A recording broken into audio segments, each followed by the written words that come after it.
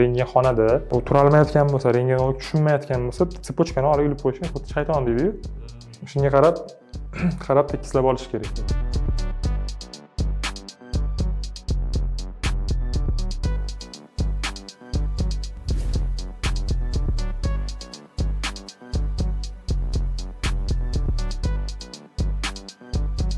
Parallel linslarni rosa zo'r ko'rasiz. Tushunyapsiz?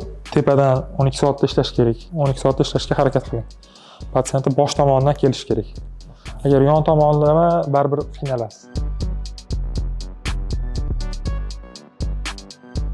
Buzunga naklavka qo'yishimiz kerak. Tubi mana shu narsadan qulfdan ochib beramizda, keyin yuradi ular. Nimaga mikroimplantim ishlamayapti deb o'ylaysiz ekan. Shuni ochib berish kerak bo'ladi. Agar biz to'rala tomonlama yoki bir tomonlama birdaniga jildiryapmiz, ular kontaktda o'shanda naklavka bermasak bo'laveradi.